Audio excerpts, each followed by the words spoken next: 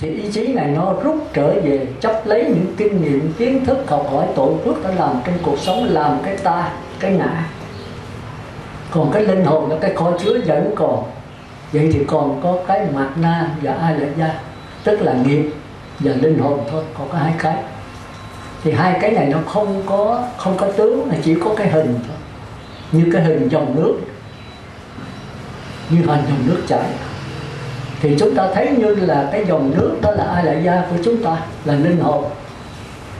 Còn khi mà có tham sân si do mạt na nổi lên thì bắt đầu có sống. Thì tôi hỏi Phật tử, cái sống với cái dòng nước biển này là một hay là hai?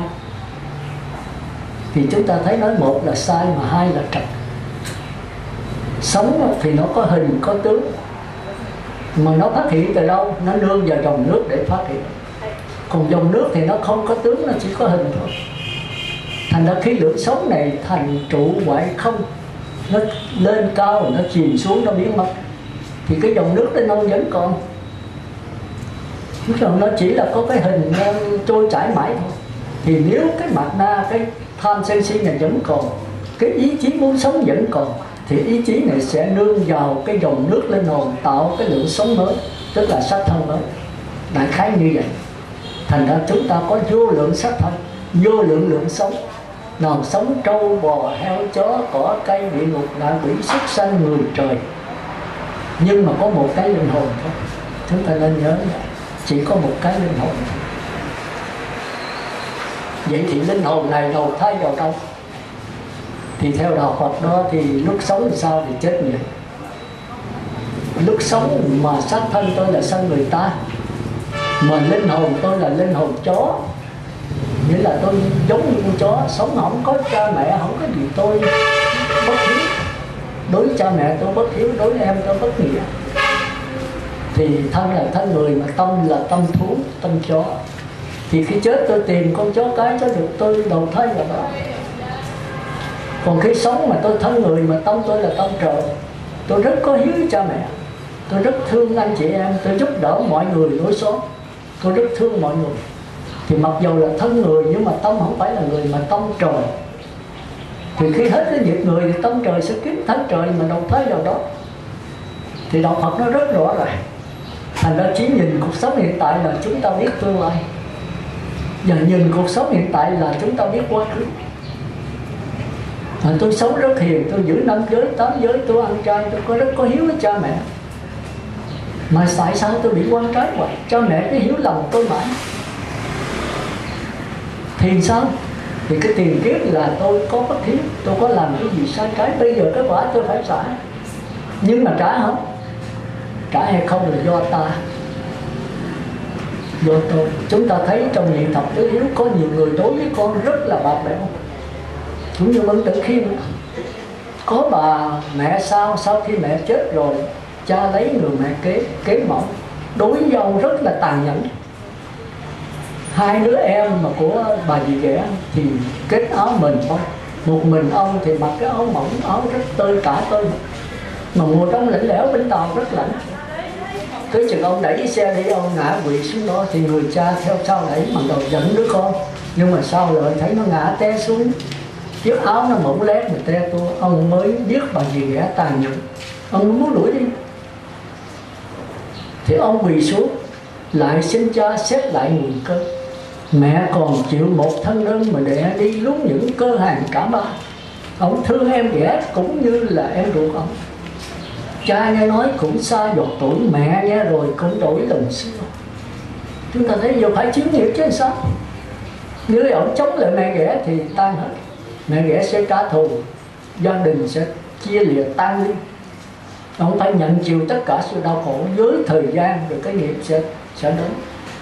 Thay vì hộp mãng cầu, hộp bình bát, cây bình bát, bây giờ mình chuyển thành cái mãng cầu ngón ngọt. Thì tất cả đó phải có chữ nhận, tức là phải có sự chịu đựng. Đó thì tôi nói cho Phật tử phải hiểu.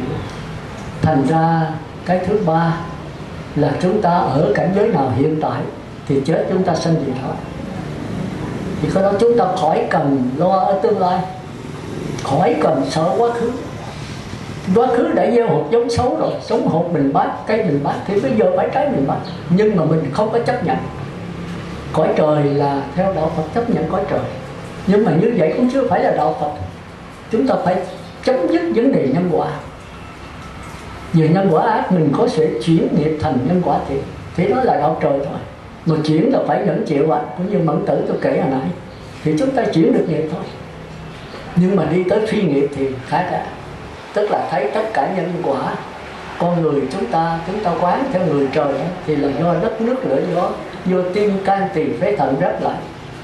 Còn theo đạo Phật là không có đất, không có nước, không có lửa gió, không có tim can tỳ phế thận gì hết, mà nó là dùng hào quang, nó là chân không. Thành ra tất cả hiện tượng giới này là nhân quả khác thời. Chúng ta trực nhận thấy cái nhân quả đồng thời nằm trong đó. Không có sống người ta, sống con chó, sống con trâu, sống cỏ cây gì hết, mà chỉ có dòng nước linh hồn thôi. Thì cái đó mới qua đạo Phật. Thì thôi tôi chỉ giới thiệu sơ thôi. Bây giờ chúng ta đi vào phần thứ 3. Như vậy thì chúng ta đầu thai vào cảnh giới nào? Thì phần thứ 3 tức là sống làm sao thì chết như vậy. Vậy thì sống có bao nhiêu cảnh giới và chết có bao nhiêu cảnh giới? Thì cảnh giới sống, cảnh giới chết giống nhau.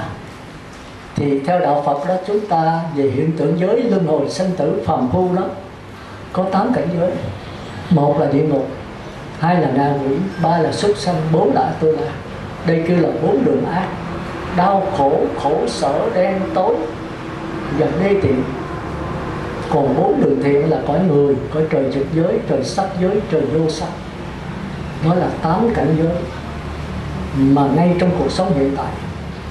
Mà nếu cuộc sống hiện tại thân người mà tâm địa ngục ngạ quỷ, thì chúng ta chết rồi sẽ mang cái thân địa ngục ngạ quỷ. Còn nếu thân người mà cõi trời dục giới, cái tâm là cõi trời dục giới, sắc giới, vô sắc, tức là linh hồn đấy, thì chết sẽ mang cái thân trời. Đại khái là như vậy. Đại khái là như vậy. Nhưng mà địa ngục ngạ quỷ, 4 đường ác là gì? 4 đường thiện là gì? Đó là cái điều khó khăn chúng ta phải nhận rõ ngay trong cuộc sống của chúng ta. Thì thời giờ nó không có, tôi chỉ giảng tôi gặp khổ đau vì vấn đề này. Nó rất mơ hồ. Mà nếu chúng ta chịu nghiền ngẫm và coi di thức, coi sâu, bỏ ra 10 mấy 20 năm, xuất gia mục đích của chúng ta là chấm dứt đầu thai, chứ không phải là chuyển nghiệp đầu thai theo ý muốn. Đó là người cư sĩ, đó là đạo trời. Tái xử Siddhartha thì chưa có đạo Phật. Tức là tất cả tôn giáo hồi đó, giả tới bây giờ cũng vậy, chỉ là chuyển nghiệp thôi. Mà người tôn đạo Phật bây giờ cũng là chuyển nghiệp thôi, chứ tôi không thấy ai mà chấm dứt nghiệp hết. Cái lý thuyết còn không nắm vững, cho đừng nói là xuất gia, đừng nói là. Thành ra đạo Phật dường như là đã mất. Thành ra Thái sử thì xa ra rồi Ngài đi học hết tất cả các tôn giáo thời bấy giờ, cả tới quốc đầu Lâm Phất A La La đại cho Ngài vô sở hữu xứ, thì thấy tương đương Gia Lán, nhưng mà thật phải đó là ngũ bát ma. Rồi tới ông quốc đầu Lâm Phất dạy cho Ngài về cái phi tưởng phi hiện tượng xứ, tương đương với Như Lai, nhưng mà đó cũng là ngũ bát ma, tưởng tượng. Như vậy đạo Phật là, thì chúng ta thấy trong kinh không có nói rõ, chỉ có những bộ luận và duy thức. Mà duy thức thì chữ Hán khó coi, và có người dịch ra, nhưng mà dịch theo cái hiểu biết của các ngài thì chết mộng. Thì ra chúng ta thì đụng đạo Phật chúng ta chán vô cùng. Đi sâu vào tâm lý thì duy thức là tâm lý học, nó sẽ trình bày những cái nét diễn biến của ngũ quẩn, ít ai nắm được. Nhưng mà Đức Phật đã có nói một câu: thời buổi mạt Pháp thì các con cứ gõ mãi cửa sẽ mở. Cái đó là cái độc đáo của chúng ta. Dám gõ mãi hay không, tức là phải bền bỉ đó. Té thì phải ngồi dậy. Người ta chạy không được thì mình yếu hơn mình đi. Đi không được thì mình bò không được thì mình lết không được thì mình nhúc nhích, thì cũng phải đến thôi. Nhưng mà dám nhúc nhích hoài hay không. Nếu người ta chạy được có thể 5-10 phút người ta đến, người ta đi thì có thể 1-2 tiếng người ta đến, người ta bò có thể 7-8 tiếng người ta đến. Còn ta lớn có thể mười mấy tiếng đã đến, rồi mình nhúc nhích có thể cả năm mới đến. Nhưng mà can đảm cả năm không thì không đến tới. Tức là gõ mãi rồi cửa sẽ mở. Cái đau Phật hồi vô là tôi chán nản vô cùng. Mình là cái hiểu biết không có. Mặc dù có hiểu biết ngoài có học là mình học lớp cả 12, nhưng mà chả hiểu gì vô đạo Phật hết. Nãy giờ dạy cái bên ngoài ngoại điển không, cái nội điển sắc thân này. Như nãy tôi nói cái tiến trình ngũ quẩn đó, mịt mù. Giữa sắc quẩn, giữa thọ quẩn, giữa tưởng quẩn, giữa hành quẩn, giữa thức quẩn. Tôi không thấy ai giảng cho nó rõ hết. Cứ mờ. Mà đạo Phật là đạo sống. Tức là tiến trình ngũ quẩn ngay trong sắc thân vấn đề hai thước này. Và mỗi hành động cử chỉ đi đứng ngồi nằm mình đều có tiến trình mà mình bắt gặp hay không. Cũng như tôi có cảm giác vui, tôi biết hay không? Có khi không biết. Tôi có cảm giác sân, cảm giác khổ thọ, tôi có biết hay không? Nhiều khi tôi không biết. Thì cái đó là địa ngục. Còn biết mà bảo thủ, đó là ngạ quỷ xuất sanh Atula. Thường chúng ta biết và chúng ta lại bảo thủ. Mình không biết như người ta chê sao mà bà với cô anh giận quá vậy. Nó đứa bé nó mất dạy, tôi không làm gì nó, mình lại sáng mở cửa nó chửi tao gì không đáng sân à. Nó không đáng đâu, sân là tại anh chứ đâu phải là tại đứa bé. Như đứa bé chửi bậc thánh nhân người ta đâu có sân. Bà chửi liền, ông bà ngu quá, mình không làm gì hết trơn mà nó chửi mình vậy mà không sân. Chửi trước đông người ta gì mất mặt mình. Nó chửi là chửi cha, chửi mẹ, đem ông bà mình. Thì cái này là bảo thủ ngạ quỷ xuất sanh Atula. Còn người có tô biết thì cải sửa. Mà thấy nó, chị nói phải, từ nay tôi ráng niệm Phật, tôi ráng quán xét. Chị ở đó nó có quan trái với chú bé này cho nên nó chửi mình, thôi mình trả, mình bỏ. Mình là người tu, người lớn mà, người có tu nó không biết, đè nó xuống thế là hết sân, hết hồn. Tạm thôi, lấy đá dằn cỏ, lấy tư tưởng thiện đè tư tưởng ác. Dục trường phiền não để trùng tăng bệnh. Một cái xiềng vàng nằm ở trên cái xiềng sắt, xiềng cây. Nhưng mà đỡ, nó nhất thời. Nhưng mà cái đè mãi mãi nó nổ là nó nổ dữ á. Thành ra cái đó là đạo trời, đạo người trời chứ không phải là đạo Phật. Nhưng nếu mình trực nhận đứa bé là chân không, không có thật, mình là chân không phát hiện từ ánh sáng. Cái câu chửi cũng là chân không phát hiện từ ánh sáng. Tâm lưng đều không tịch, thì đâu có đứa bé, đâu có mình, và đâu có cái lời chửi. Cái đó chỉ là cái tuồng hát thôi, chỉ là một giấc chiêm bao thôi. Cái này là lý thuyết nha, nhưng thực sự là phải thấy được cái bất tử này. Thì cái nỗi sân không có, đây mới là đạo Phật.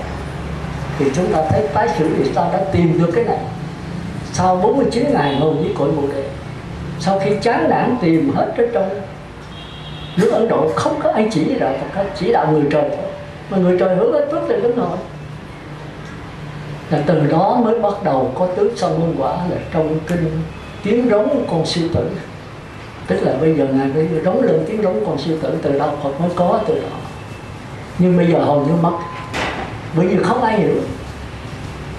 Muốn hiểu được đó phải thí nghiệm từ năm này qua năm khác. Nhưng mà chúng ta Phật sự quá nhiều, lo độ đời quá nhiều, mà trong lúc đó mình chưa độ mình. Đạo Phật không bao giờ nói độ tha hết, phải tự độ rồi mới độ tha, chứ không bao giờ mà có độ tha. Mình thấy người ta té xong mình ngắt lại vớt, cả hai người xuống chìm liệm hết, thành thần trọng hết. Mình phải lên bờ rồi, và phải có thuyền bát nhã, phải có giáo hội. Một mình mà độ ai, tôi nói thiệt, Phật Thích Ca đắc quả rồi, con không độ ai được hết. Nếu không có 1250 người, không có 10 đệ tử, thánh đệ tử Bồ Tát, Xá Lợi Phất, Một Kiền Liên, A Nan, Ca Diếp, không có mấy người đó, Đức Phật Thích Ca cũng không làm gì được. Thế mà chúng ta thấy là khi Đức Phật tịch rồi độ nó có 1250 người, cả cái Ấn Độ mấy triệu dân, nó thật nhỏ bé thôi. Thì chúng ta phải hiểu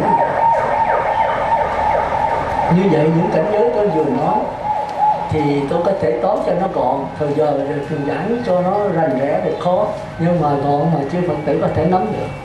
Thành ra diện một ngạ quỷ xuất sanh Atula thì sống về sắc thân sắc quẩn. tức là chiếm hữu bên ngoài. Chiếm hữu bên ngoài là cái đem những cái tiền bạc, vợ con, cà phê, thuốc, chúng ta kinh doanh từ là ghiền đó, đem về cho cái cảm giác an lạc, lạc thọ cho chính mình, thì cái đó kêu là 4 đường ác. Tôi chiêm nghiệm biết bao lâu tôi mới kết luận cho nó sáng tỏ, chứ còn giải thích thì ấy mà nói vậy cũng chẳng có tạo hiểu. Thí dụ tôi thích cờ bạc, thích sắc đẹp, thích con cái, thích tiền, thích cà phê, ghiền đó, ghiền rượu, thì cái này là 4 đường ác. Cái cảm giác tôi thích đó là cảm giác từ bên ngoài đem đến cho tôi. Nếu tôi chết con bị người ta lấy tiền, vợ ngoại tình, tôi không có cà phê, không có thuốc, thì tôi nổi sân ngay. Những cái này đem đến cái lạc cho tôi, thì cái này kêu là 4 đường ác. Thì cái này là cõi người trời thấy chán rồi, bắt đầu đè nén. Thành ra nhập lưu thì không phải đè nén, mà thấy rõ nó là không có hình tướng như vậy. Thành ra người trời mới bắt đầu có luân lý, tức là có bổn phận, có đạo đức. Cha ra cha, con ra con, chồng ra chồng, vợ ra vợ, nhưng mà sống theo luân lý, luân thường đạo lý. Thành ra trong Thủ Lăng Nghiêm rất là hay.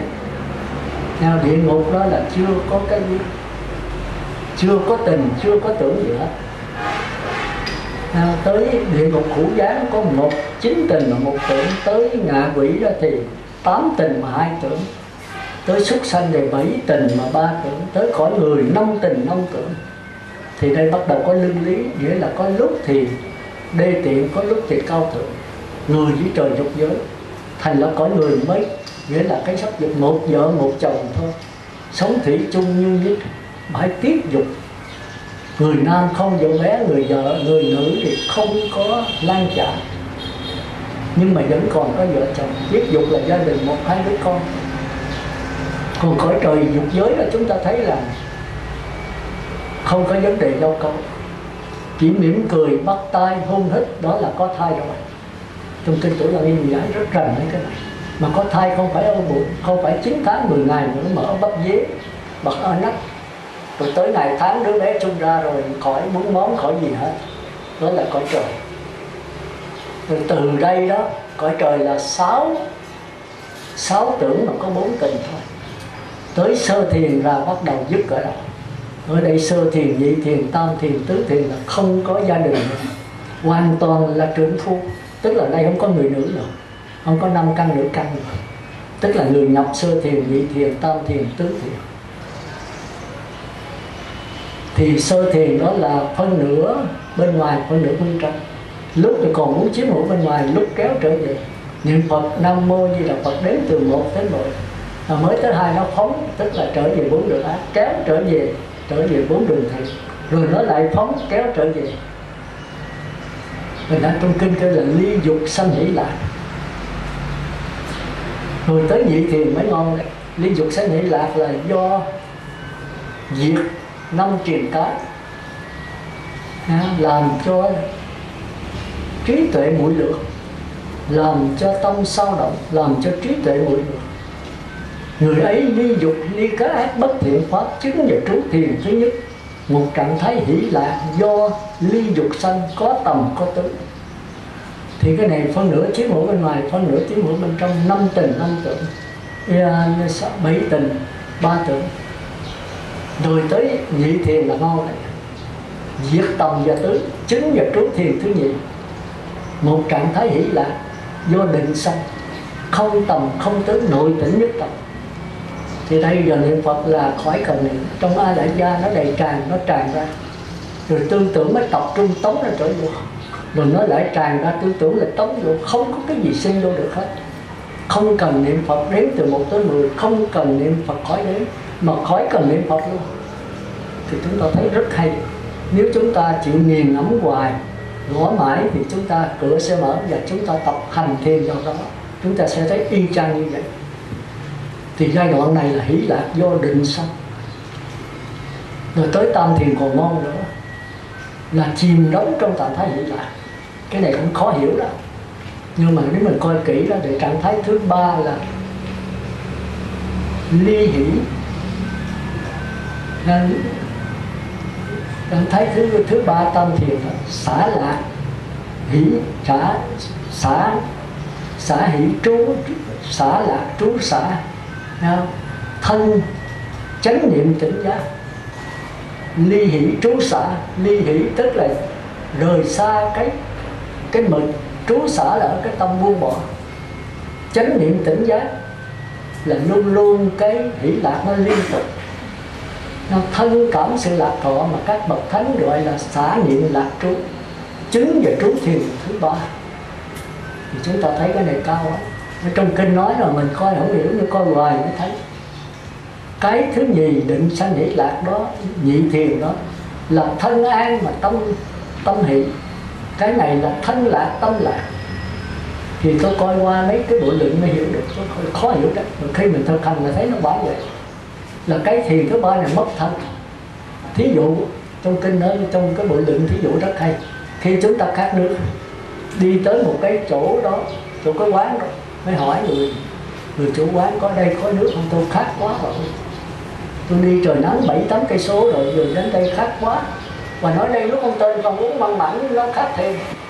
Thì thân không an rồi, cái tâm hết hỷ mà tâm ưu lo. Bây giờ mà chủ nó có ở đây có nước dừa, nước lá xi, mà dừa tam quan, thì mình nghe mình mừng quá trời. Mừng tức là cái thân sắp an, thì cái tâm nó mừng. Nhưng mà có uống đâu, mà chú mới nói gì nó có uống đâu. Giờ bỏ mới vô mới lấy ra cho mình uống. Mình khát quá trời quá đất rồi, uống vô nó mát cả thân thể, mình không biết mình ở đâu. Thành ra kêu là thân lạc mà tâm lạc. Chữ lạc là vui, còn cái kia hỷ là mừng.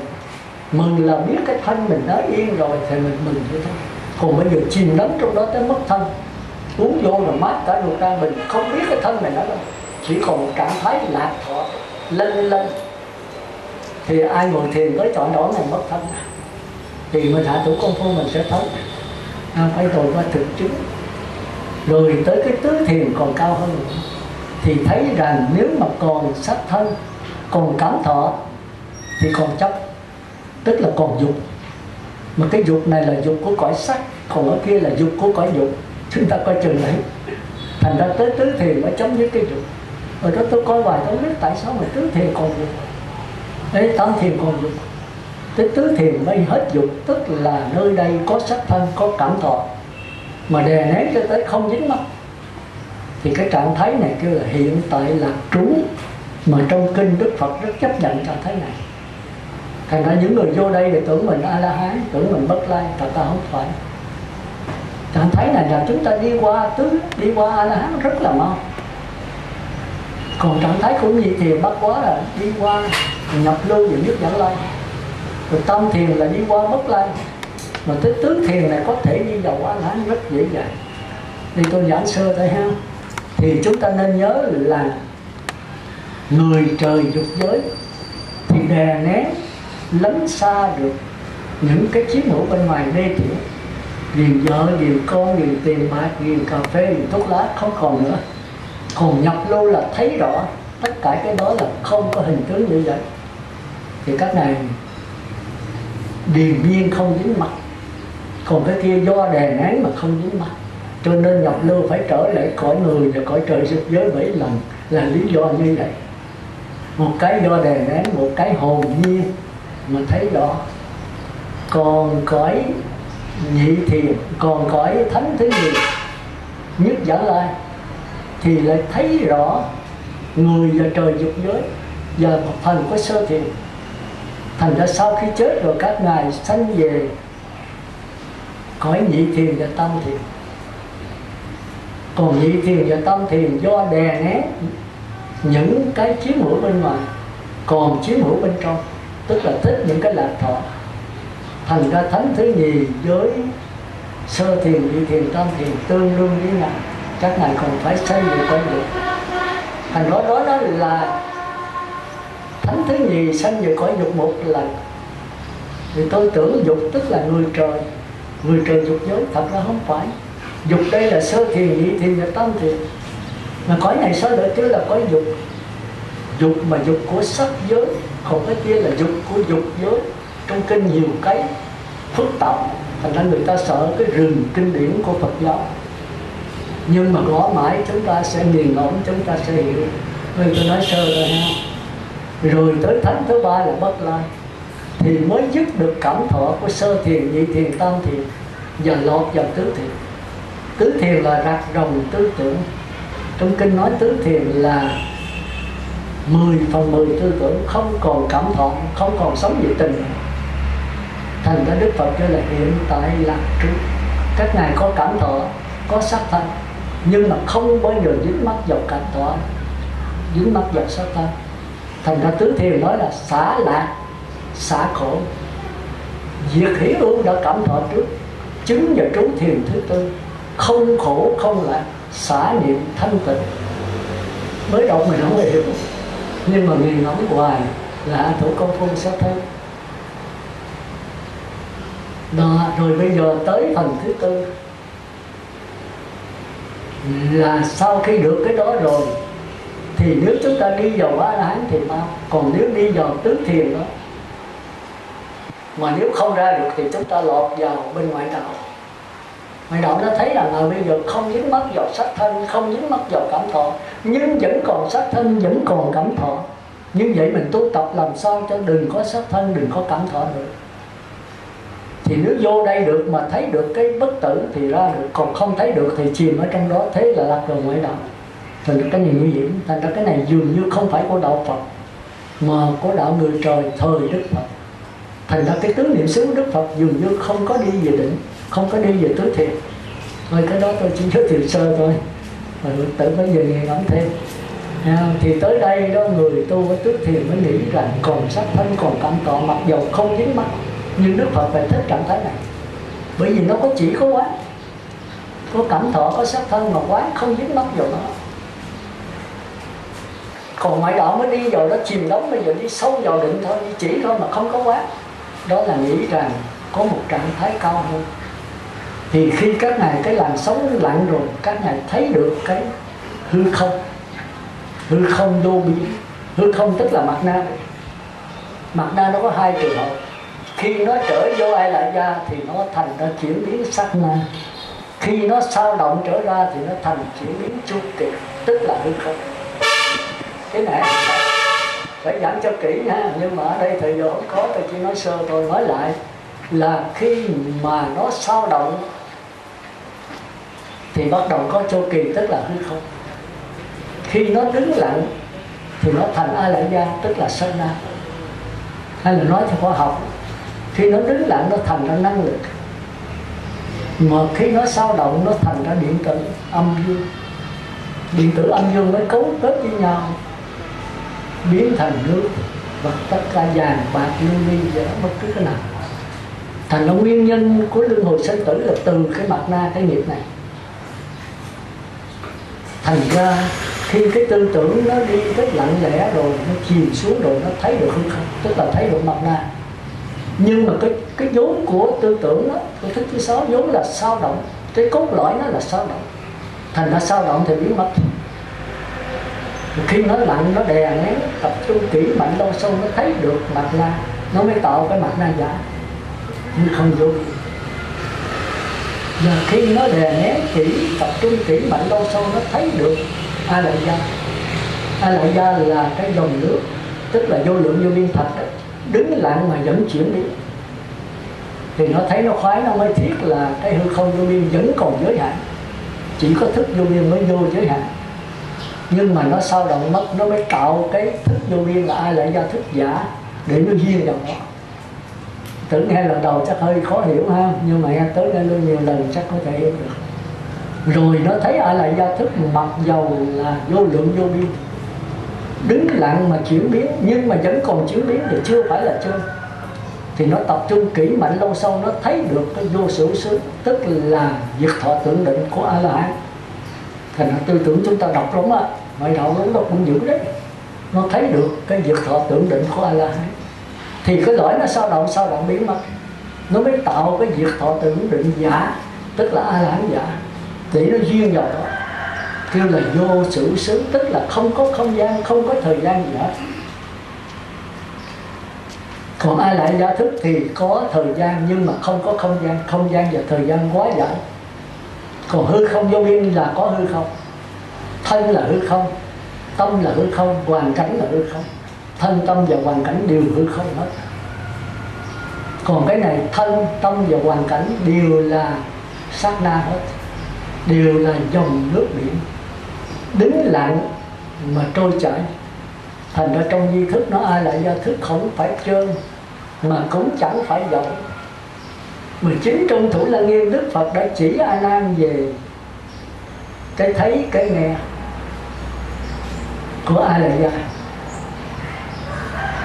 A Nan thì nhận là những cái hiện tượng giới đó là chân tâm. Ông 7 lần ông không biết chân tâm là cái gì. Ông nói con không biết cho nên bị ma đâm vào mắt.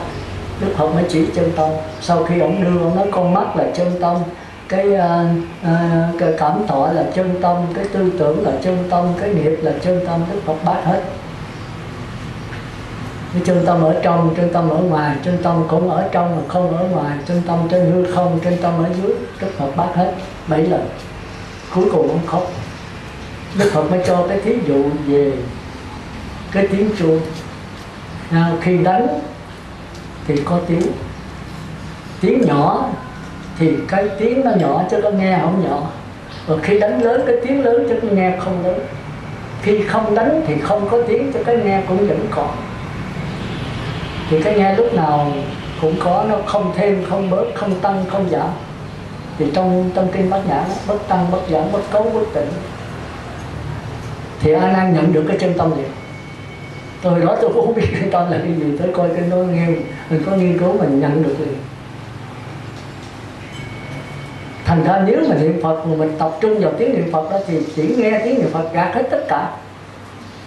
Tiếng radio, tiếng chửi thề, tiếng gió thổi, tiếng mưa lân, tiếng người ta ca giọng cổ, tân nhạc gì gạt hết, chỉ tập trung vào tiếng niệm Phật thôi. Đó là người trời. Còn bây giờ nghe hết, nghe tiếng niệm Phật lớn nhỏ, nghe tiếng mưa lân, nghe tiếng ca giọng cổ, nghe tiếng nhạc, nghe tất cả mà không chạy theo cái nào, trở về cái nghe thôi. Thì cái nghe đâu có thêm có bớt. Bây giờ vô 100, 1000 vô lượng tiếng, bây giờ cái nghe cũng vậy thôi. Bây giờ 1, 2 tiếng cái nghe cũng vậy, mà không có tiếng nào cái nghe cũng vậy thôi. Cái này không phải tâm ông thì là cái gì nữa. Thì A Nan nhận được. Nhưng mà khi nhận rồi A Nan lại xuống quỳ Đức Phật nói bây giờ con mới hiểu. Thì Đức Phật nói A Nan ơi, cái đó cũng chưa phải là chân tâm đâu nha. Câu này là giết chết người tôi đấy. Tôi 3-4 năm trời tôi khổ vậy không đấy. Ngài vừa nói đó là chân tâm, bây giờ Ngài bác nó không phải trơn. Nhưng mà A Nan ơi, nó không phải là vọng. Không phải trơn mà không phải vọng. Nó là chân vọng hòa hợp. Thì khi qua A Lại Gia thức này tôi mới biết A Lại Gia thức đó là không phải chân, không phải vọng. Nó là cái môi trường để đi đến chân tâm. Chân tâm là mặt chân thiệt, tức là diệt thọ tưởng định của A-la-hán. Còn A Lại Gia đó thì nửa vọng nửa chân, vì nó đã chuyển biến rồi. Mà chuyển biến là vọng, mà đứng lặng là chân. Còn mặt na thì chuyển biến là vọng, sao động là vọng, hai cái vọng hết. Thành ra tam giới là hoàn toàn vọng. Còn tịnh độ của chư Phật là nửa chân nửa vọng, tức là lấy cái sát na này để tạo ra cảnh giới, nhưng mà vẫn giữ sát na. Tôi hiểu được cái đó tôi mới qua tịnh độ, chứ tôi là không dễ gì tôi qua đâu. Thì đó là cái khó khăn nhất mà người tôi phải hiểu. Thành ra sau khi được cái đó rồi, chúng ta thấy là cái cảnh giới chúng ta phải nắm cho được, phải nắm cho được. Như vậy thì chúng ta tu làm sao để chúng ta đạt được giải thoát? Thì chúng ta qua phần thứ tư. Thì những cảnh giới mà chúng ta phải đầu thai thì tôi đã nói rồi. Sống làm sao thì chết vậy, sống hiểu làm sao thì mình cải sửa cái linh hồn, cái nhận thức mình. Mặc dù thân người, giống như chúng ta thấy Đức Phật cũng thân người, mà tâm Phật thì tâm Phật khi Ngài chết rồi thì Ngài trở về cảnh giới Phật. Còn hiện giờ Ngài sống cảnh giới người, nhưng mà tâm vẫn là tâm Phật. Khi nào bỏ xác thân người rồi thì Ngài về cảnh giới Phật. Mà cảnh giới Phật ở đâu? Thì chúng ta hỏi con đó là hỏi sai đó. Cảnh giới Phật nó không ở đâu hết. Cũng như là chúng tôi lấy cái thí dụ siêu Phật tử phải hiểu. Thí dụ như cái dòng nước biển này. Dòng nước biển là Ai Lại Gia. Mà khi nó sao động dòng nước biển thì đứng lặng cho nên nó trơn. Thì 15 phút đứng lặng cho nên nó trơn, mà trôi chảy cho nên nó rộng, thành ra chân rộng hòa hợp, đó chính là linh hồn của chúng ta. Còn bây giờ do một niệm bất giác, một cái khát ái nổi lên của mạt na thì bắt đầu nó sao động. Sao động là rộng, mà trôi chảy nữa là rộng, hai cái rộng hết thì bắt đầu có sống. Vậy sống là rộng, nhưng mà sống ở đâu? Sống ở ngay trong cái chân rộng hòa hợp, tức là ngay trong cái linh hồn A Lại Gia. Vậy thì A Lại Gia với sống là một hay là khác? Thì chúng ta nói không phải một, không phải khác. Rời sống là không có dòng nước, rời dòng nước không có sống. Nhưng mà sống thì sao động mà chuyển biến, dòng nước thì đứng lặng mà chuyển biến. Rồi tới A La Hán, tới cái chân tâm là gì? Chân tâm là nước. Nước là gì? Nước là đứng lặng mà bất biến. Đứng lặng là chân, bất biến là chân, thì nó hoàn toàn chân. Mà nước ở đâu? Nước ở ngay trong dòng nước, ở ngay trong sống. Nhưng mà nói là dòng nước không được, nói là sống không được, mà nói nó khác dòng nước khác sống cũng không được. Chúng ta thấy đạo Phật khó. Cái ví dụ này tôi thấy rất hay. Tôi tìm mãi tôi mới tìm ra cái ví dụ này. Thấy do trong kinh các vị tổ thì giải thích, mà thí dụ nó không sát họ. Rồi như vậy chư Như Lai Bồ Tát là gì? Tôi nói chư Như Lai chính là biển. Biển là gì? Biển không là gì hết mà là tất cả. Biển là bao gồm có nước, có dòng nước, có sóng. Thành ra chúng ta thấy cũng một cái nước đó mà bốn cách nhìn. Nếu nhìn được nước là đứng lặng bất biến, đó là A-la-hán. Còn nhìn cái dòng nước đứng lặng mà chuyển biến, đó là nhập lưu, nhất dẫn lai, bất lai. Trơn dòng hòa hợp. Chỉ có A-la-hán mới thấy được cái trơn của Bậc Trăm Thiệt. Còn nếu nhìn sống mà sống xấu đê tiện, đó là bốn đường ác. Sống tốt, sống đẹp, cao thượng, đó là bốn đường thiện. Còn lấy cái nước biển mà tùy thuận với dòng nước, tùy thuận với sống, thì đó chính là biển. Thì đây là Như Lai. Như vậy chúng ta thấy Như Lai, A-la-hán, nhập lưu, nhất lai, người trời với bốn đường ác là một hay là bốn? Nói một là sai, mà nói bốn là trật. Thì đạo Phật là thế. Bởi vì nó khó. Thành ra nếu mà từ sống ác, sống thiện thì chúng ta phải tu theo pháp môn. Có thầy, có từ từ, có lai ra. Còn nếu từ sống thiện, sống ác mà nhận lại cái dòng nước thì không có pháp môn, không có từ từ, không có lai ra. Nhận là ngay bây giờ là tại đây. Không nhận được thì thôi. Cái khó là chỗ đó. Rồi từ cái dòng nước mới nhận cho liên tục thì trở về dưới nước. Nhận 1/4 thì nhập lưu, nhận 2/4 nhất dẫn lai, nhận 3/4 thì bất lai, nhận 4/4 thì A-la-hán. Đây là nước. Rồi từ nước mới nắm vững cái nước bất biến, mới trở lại tất cả dòng nước và tất cả các sóng mà vẫn giữ cái bất biến. Bất biến mà vẫn tùy duyên, thì cái này kêu là biển. Vậy thì biển với nước, với dòng nước, với sống thiện, sống ác là một hay là bốn? Thì chúng ta thấy không thể một, không thể bốn. Rồi tất cả chúng sanh là không có chư Phật. Rồi những cái tạng cốt, những cái tên đê tiện như Kỳ Kê Ma Túy là không có vị Phật. Rồi chư thiên cũng không có Phật. Mà rời Phật cũng không có chư thiên. Thì chúng thấy là đạo Phật rất là hay. Có một cái mà có 4, 5, 6 cách nhìn. Có 5, 6, 7 cách nhận thức. Mà nhận thức như thế nào thì chúng ta phải xuống địa ngục, ngạ quỷ, súc sanh, A-tu-la. Và nhận thức cái tâm hiểu biết như thế nào thì thành người trời. Mà khi hiểu biết như thế nào thì thành nhập lưu, nhất dẫn lai, A-la-hán. Hiểu biết như thế nào thì thành A-la-hán. Hiểu biết như thế nào thì thành Như Lai. Cuộc đời cũng thế thôi. Nhưng mà do cái hiểu biết khác cho nên có khổ, có hạnh phúc, có giải thoát và có tự tại. Thôi đó là phần thứ 3. Tôi nói giờ tới phần thứ 4. Như vậy tu như thế nào để chúng ta được giải thoát, chấm dứt đầu thai? Thì cái đó quá cao. Bây giờ chúng ta chuyển từ cái sống ác qua sống thiện. Rồi có nhân duyên. chúng ta xuất gia thì mới đủ điều kiện. Bởi vì muốn qua quả thánh thì phải có thầy sáng, có bạn lành, tức là phải dạng duyên buông hết một niệm không sanh, giữ từ 10 giới trở lên. Còn 5 giới 8 giới chẳng ăn thua gì hết, vì cái giới nó quyết định cho cái tâm. Cái giới nó sẽ làm cho cái thức, cái tâm mình trong sáng. Tâm trong sáng thì thấy các pháp là duyên khởi chu kỳ. Cũng như cái tịnh xá này thì do kèo, do cột, do xi măng, do sắc thân chúng ta thì do mắt, tai, mũi, lưỡi, do đất, nước, lửa, gió. Thì cái đó là phá quán của người trời, nhưng mà không dễ gì quá.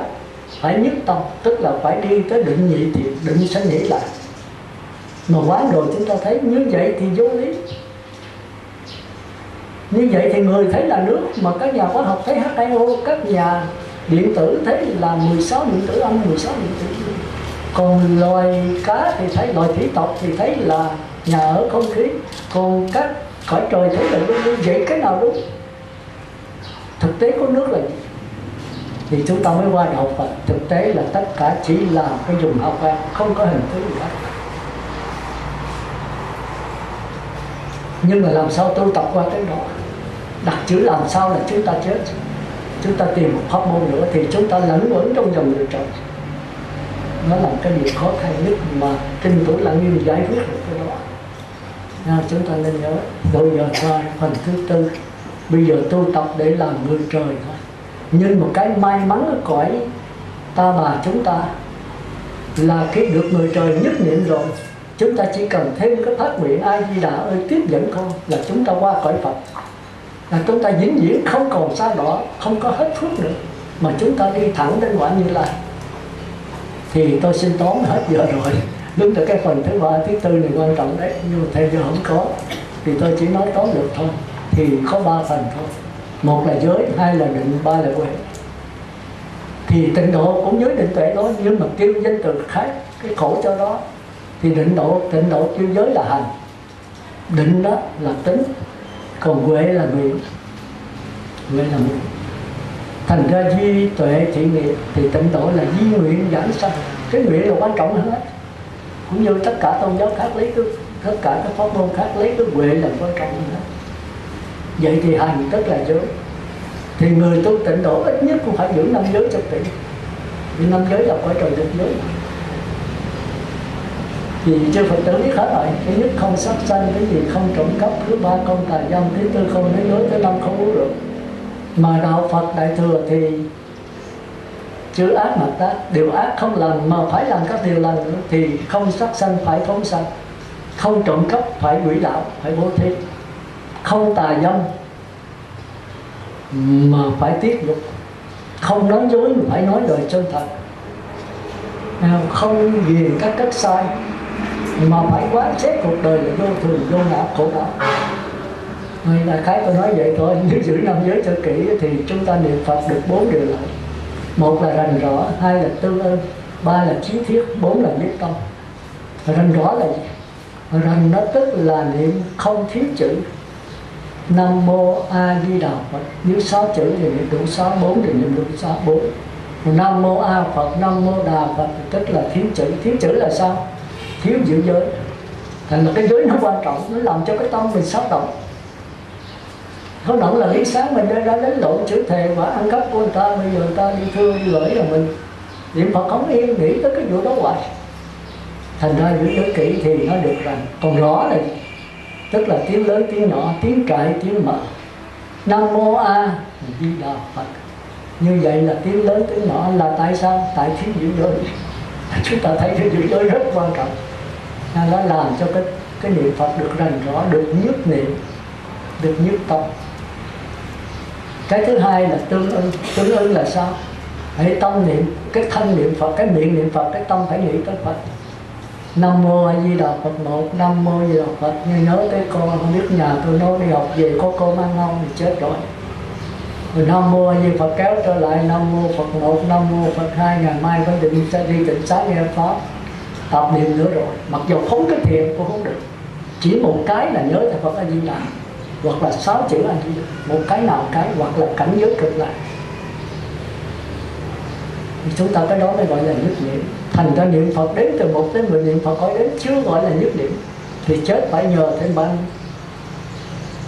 hộ niệm. Còn tới giai đoạn thứ hai định sanh hỷ lạc là khỏi cần niệm Phật, vẫn có tiếng từ trong linh hồn phát ra, rồi tư tưởng tống trở vô, rồi thức thứ 8 tống trở ra, thức thứ 6 tống trở vô, đây mới thật sự là nhất niệm. Thì thôi cái thì giờ không có, tôi giảng sơ thôi, vậy gọi là tương ưng. Còn chí thiết là niệm Phật bằng cách tha thiết. Mình cứ niệm Phật thôi, mình không có phát nguyện, không có tha thiết cầu A Di Đà tiếp dẫn thì không giảng sanh được cõi Phật được. Phải có sự chí thiết. Còn nhiếp tâm là gì? Nhiếp tâm tức là nó phóng, nhiếp là kéo trở lại. Thì chúng ta có hai cách kéo. Một là coi cái tạp niệm là kẻ thù, cái nhất niệm là bạn mình, mà tạp niệm là kẻ thù trật. Hay mỗi lần nhất niệm là mình tạp niệm mình khổ đau, mình nói tao bẻ cổ mày, mày làm cho tao luân hồi. Không được. Khi mà tạp niệm đến đó, thì mình nhận ra nó, mình mỉm cười, mình kéo trở lại. Bởi vì như tôi nói hồi nãy, tạp niệm là 4 đường ác, dầu nó là tướng cướp thì nó cũng là Phật. Phật sẽ thành. Còn mình đang tu, mình trở về cõi trời thì Phật đang thành. Còn Phật là Phật đã thành. Vậy là tất cả các tạp niệm 4 đường ác cũng đều là Phật trong tương lai. Thành ra đừng bao giờ ghét mấy tướng cướp, ghét xì ke ma túy, mà đúng ra là phải thương hại nó. Chúng ta phải hiểu vậy. Vì nó ngu si, nó mới uống rượu, mới cờ bạc. Còn người thông minh như chư Phật tử là không bao giờ rớt tới xì ke ma túy. Bởi vì mình không hết. Mà nó ngu thì mình nói kiếp trước mình cũng ngu như nó. Bây giờ mình nghe Pháp mình tiến hóa thì mình phải thương những kẻ kém hơn mình. Một thầy giáo, cô giáo không bao giờ ghét lúc mẫu giáo. Một người mẹ thật sự không bao giờ ghét đứa con ngu si. Đứa nào cũng con hết, nhưng đứa nào càng ngu thì cha mẹ phải lo cho nó nhiều hơn. Lo nhiều không phải là thương nó, nhưng mà muốn kéo nó trở về bình đẳng. Nên chúng ta phải hiểu chỗ đó. Thì ở đây cũng vậy, khi tập niệm phóng rồi chúng ta mỉm cười nhận ra mình có tập niệm, kéo trở về nhất niệm. Đó là 4 điều khi chúng ta giữ giới kỹ. Đó là xong về phần hành. Bây giờ tính. Tính tức là niềm tin. Tin thì chúng ta phải tập trung thôi. Như tôi nói là niệm Phật đếm từ 1 tới 10 niệm Phật khỏi đếm, thì định chưa có, ly dục sanh hỷ lạc. Còn bây giờ khỏi cần niệm Phật, vẫn có tiếng niệm Phật là định sanh hỷ lạc. Từ bắt đầu đây là chúng ta bắt đầu qua pháp quán được, tức là nhị thiền. Còn cao nữa là tam thiền tôi giảng nãy, còn cao nữa là tứ thiền, còn cao nữa là tứ không. Thì đây nó rất cao, thì chúng ta bắt đầu qua pháp quán. Quán của người trời đó mà. Cái này không phải đạo Phật đâu. Quán người trời là quán gì? Quán vô thường, vô ngã, khổ đau. Cuộc đời luôn luôn hãy có hộp thì có tay, hãy là có phước thì có quả. Ví dụ cha mẹ mà nội họ bữa Tết về, anh em cha mẹ về đâu không biết sẽ biệt ly. Giờ mình phải nghĩ tới cùng nữa. Cái vô thường nó bất thường. Có khi cha mình chết, mẹ mình chết, vợ mình chết, con mình chết một lượt trong một ngày. Có không? Ở ngoài ta rất sợ quá cái này. Trùng, ẻo. Làm gì có cái vụ đó. Nhưng mà cuộc đời là không có nói được. Mà nếu nó xảy ra thật sự thì sao? Đi. Bây giờ người ta bệnh thần có nhiều ở chỗ đó. Không ngờ cuộc đời những lợi quá tàn tệ. Nếu vật chất lên quá rồi tiền bạc, rồi đi học đã ra đại học không có nghề làm, ăn trộm cướp bị bắt rồi bị tù trọng, bắt đầu đi. Mình cũng muốn lên làm người tốt, nhưng mà mình cùng thì sao? Sánh đạo tặc. Nó khổ, bởi cuộc sống bây giờ rất là khổ. Thành ra mình thấy cái đạo tặc mình rất ghét. Nhưng mà nếu mình đặt vào trường hợp đó mình nghĩ sao? Vì tôi sanh ra cha mẹ tôi lo đi học tới đại học, người kia có cấp bằng cao rồi ra giờ thất nghiệp, không ai muốn nữa. Rồi cái bụng tôi phải ăn, phải xài, phải đủ thứ chứ. Giờ hạ tiện lắm thì cũng phải có cơm một ngày, nữa chứ còn 2 bữa. Quần áo phải thay, phải mở cái mới, rồi tiền đâu mà thay, làm không ai muốn. Bây giờ phải trộm cắp, bần cùng thì phải sanh đạo tặc. Mình rất ghét người đó. Mà mình nghĩ nếu mình đặt trong hoàn cảnh đó sao? Mình cũng phải vậy. Thành ra chư Phật tử phải quán cuộc đời vô thường, vô ngã, khổ đau. Thành ra khi mình gặp được cái đó rồi, tất nhiên mình có sẽ, thí dụ mình nghĩ cái cha mẹ anh em mình chết luôn một ngày. Bây giờ đụng thật sự vậy mình làm sao? Buồn 5 phút thôi. Bởi vì mình đã quán, tôi đã biết nó vậy rồi. Ví dụ mình mua món đồ tốt gì, cái bình thủy đẹp chẳng hạn, mình rất thích nó, thì mình phải thấy rằng nó sẽ bể. Mình không nghĩ nó đẹp, mình muốn giữ nó hoài, để nó ở với mình hoài. Rồi đứa con mình, em mình rớt cái bụt bể, mình tán ra vào một tay, mình đá nó vào đá rồi lăn nó không lạnh. Còn nếu mình quán trước, mình đem về cái độ còn nguyên, mình sẽ thấy nó bể. Bây giờ nó rớt cái bụt nó bể thì sao? Buồn 5 phút. Thành ra cuộc đời phải luôn luôn quán là vô thường vô ngã, không có cái gì bền hết. Trong hội họp đã nảy mầm chia ly, trong hạnh phúc đã nảy mầm đau khổ, trong tai họa ta có phước báo đã chứa sẵn ngầm đau khổ. Cuộc đời nó là vậy. Mình phải quán hoài, không phải vậy. Mà quán cái này đạo Phật còn cho đó là người trời thôi, chưa phải là đạo Phật đâu. Đó thì tôi vừa giảng xong, đó là phần thứ hai. Còn đạo Phật khi khác, Phật có cao hơn, thì chúng ta để khi khác. Thành ra khi mà tới giai đoạn thứ hai, chúng ta được 6 địa lợi. Niệm Phật đến từ 1 tới 10 chưa quán được, niệm Phật khỏi đến chưa quán được, khỏi cần niệm Phật mà vẫn có tiếng niệm Phật, cái này chúng ta bắt đầu quán. Quán được 6 địa lợi là sự, 1 là sự, 2 là lý, 3 là nhân, 4 là quả, 5 là tự, 6 là pháp. Sự là gì? Tức là chúng ta mới thấy rõ rằng thế giới quế độ này có thì thế giới tịnh độ có. Mà thế giới quế độ là thế giới chu kỳ, có không gian và thời gian tương ưng. Thế giới tịnh độ là chỉ có thời gian không gian hòa hợp nhau, chỉ có nhận thức mà không có đối tượng nhận thức, chỉ có thời gian mà chưa có không gian. Mà trong di thức hay thiền tông thường kêu là cái thế giới hiện tiền, còn chúng ta là thế giới hiện tại. Hiện tại là có quá khứ, có vị lai, chúng ta có quyền chuyển nghiệp. Còn hiện tiền là tất cả quá khứ, hiện tại, vị lai chỉ là một dùng hào quang chuyển biến như cái dòng nước sát na, thì kêu là hiện tiền. Còn hiện tại có quá khứ, có vị lai, có hiện tại, thì chúng ta có thể cải sửa quá khứ và tạo cái nhân cho tương lai, đó là cõi người trời. Như vậy chúng ta thấy rằng khi mà được sáng suốt, định sanh hỷ lạc rồi, khỏi cần niệm Phật, có tiếng niệm Phật, thì chúng ta sẽ thấy được cái sự, cái lý của tịnh độ và quế độ. Và cái lý là tất cả tịnh độ, quế độ được phát hiện từ chân tâm. Tất cả cái dòng nước biển và tất cả cái sóng thiện ác đều phát hiện từ nước. Mà trong kinh thường kêu đó là sống ác sống thiện, kêu là nghiệp cảm duyên khởi.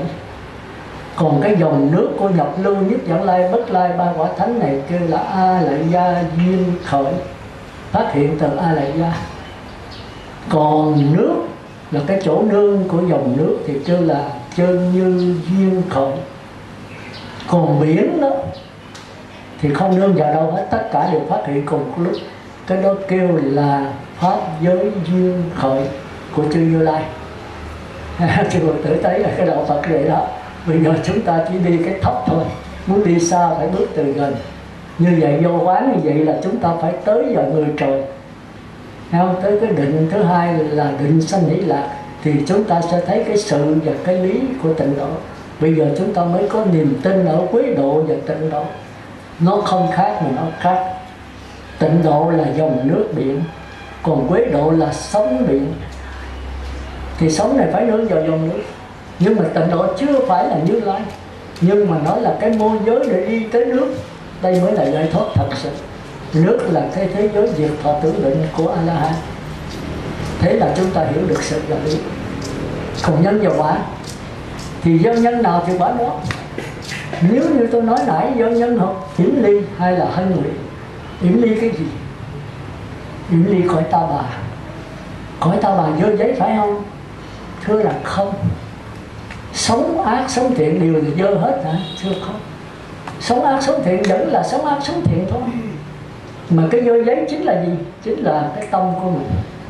Cái tâm của mình. Thành ra đạo Phật khó ấy.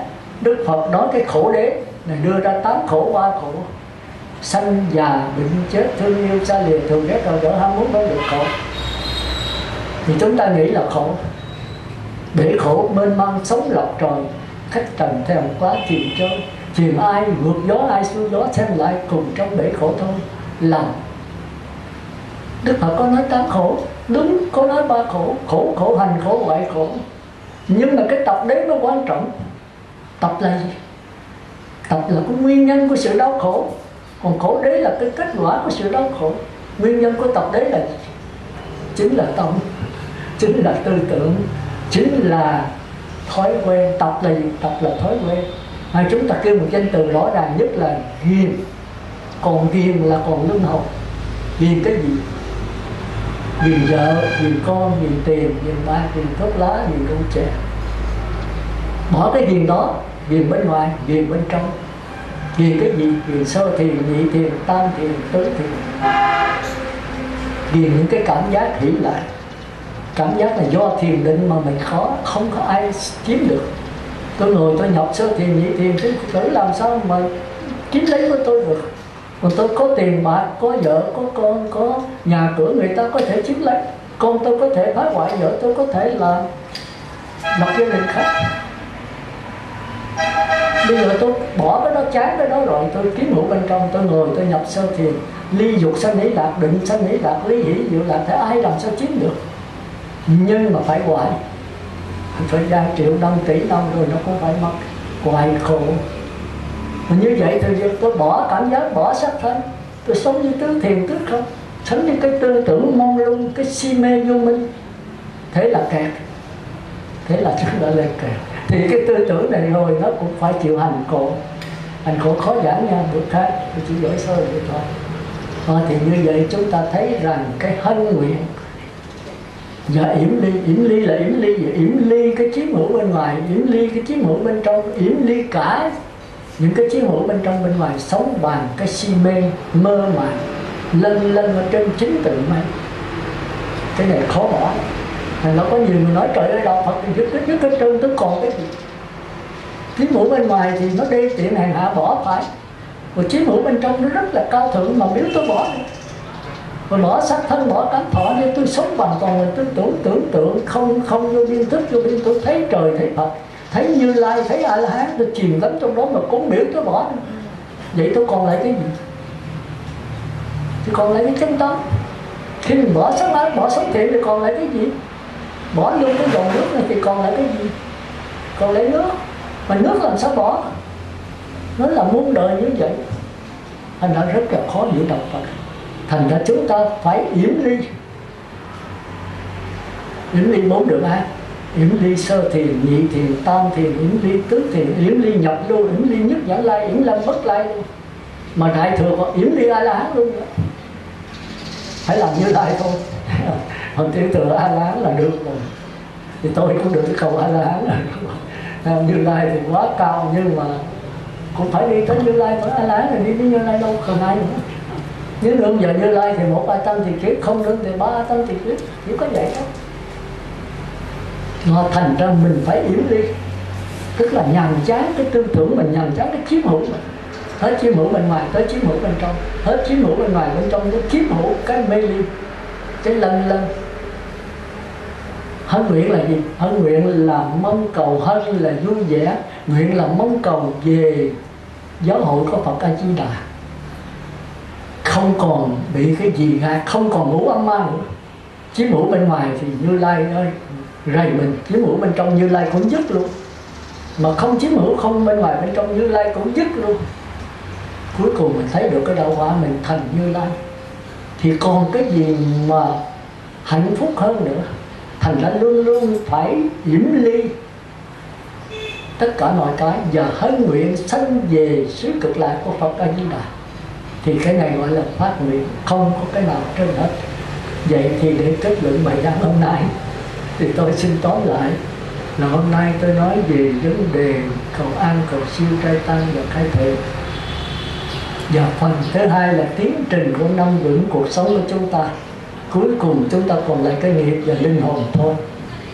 Và làm như thế nào để chúng ta cải sửa cái nghiệp và linh hồn và chấm dứt nghiệp linh hồn. Thì đây nói cải sửa thôi. Đó thì đó là cái phần thứ ba, tức là những cải sửa các cảnh giới. Và phần thứ tư là cách tu tập. Thì chúng ta thấy có hành, tức là giới, định, tức là tính, và nguyện, tức là huệ. Thì phải giữ 5 giới được 4 điều lợi. Rành rõ, tương ơn, chí thiết, nhiếp tập. Còn niệm Phật đếm từ 1 tới 10 niệm Phật khỏi đếm, khoan có quán. Tới định sanh hỷ lạc khỏi cần niệm Phật, vẫn có tiếng niệm Phật thì quán chúng ta được 6 điều. 1 là sự, 2 là lý, 3 là nhân, 4 là quả, 5 là tự, 6 là tha. Còn cái thứ 3 là nguyện, là quan trọng nhất, quyết định cho sự giảng sanh. Thì chúng ta phải nhàm chán cái tâm quế độ của chúng ta. Bị cái tâm quế độ mới tạo ra cõi quế độ. Tôi sẽ dĩ sanh ra đây là tôi quá tệ, tôi mới sanh ra làm thế nội. Mà căn lành đó là tôi đã có làm cái nghiệp tốt, chứ đúng ra tôi đuôi điếc mà ngậm câm thì chết nữa. Mà tôi không gặp Phật Pháp, đó là cái tội của tôi. Nhưng mà hy hữu là tôi còn gặp được đạo Phật, gặp được pháp môn trận độ, thì cái phước báo của tôi nó cũng lộn xộn. Chư Phật tử cũng vậy. Thành ra mình phải nhàm chán cái tâm đê tiện này, cái tâm cao thượng này, phải trước hết để hân nguyện sanh về cõi Phật.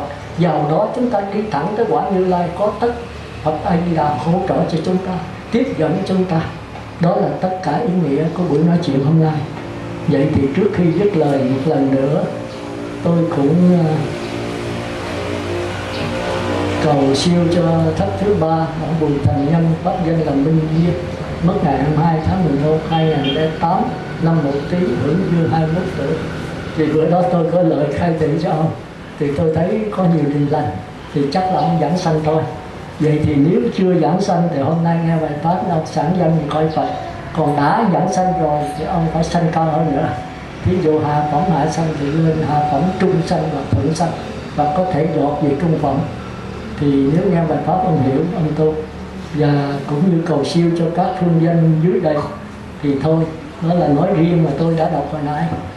Và pháp hội của chúng ta nói riêng, và tất cả chúng sanh trong pháp giới đều giảng sanh về cực lạc và thành Phật đạo. Nam mô A Di Đà Phật. Mô. Bây giờ pháp của tôi đến đây là hết đấy.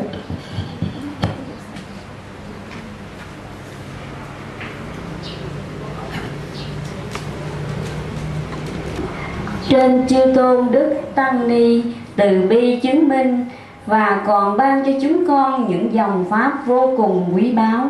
Chúng con xin y giáo phụng hành, nguyện cầu hồng ân tam bảo, thùy từ gia hộ chư tôn đức tăng ni tứ đại luôn điều hòa, thân tâm luôn an lạc hạnh phúc. Trong ánh quang minh của chư Phật, chúng con thành tâm đảnh lễ cúng dường tam bái để được tốt đẹp. Kính chúc quý Phật tử luôn tu tinh tấn. Và sau khi cúng củ nguyện xong, kính mời quý Phật tử dùng với gia đình bữa cơm thấm tình đạo vị. Nam mô A Di Đà.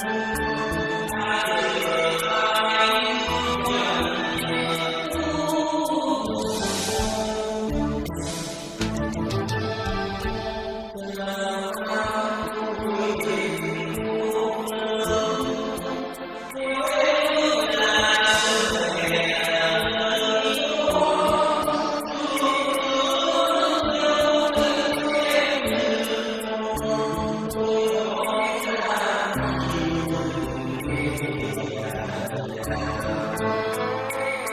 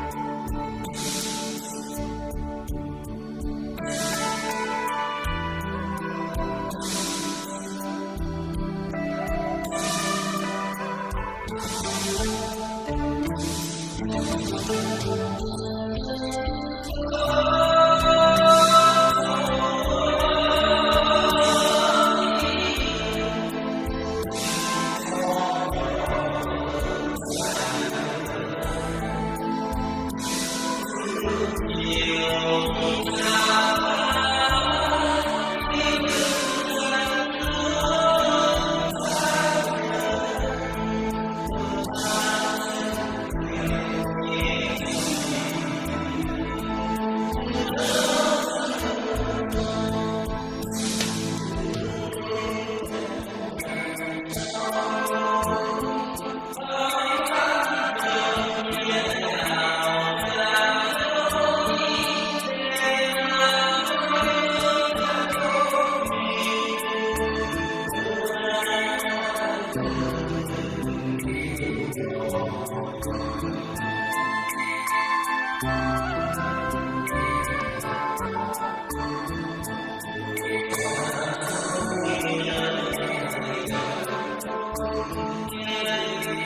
để không bỏ lỡ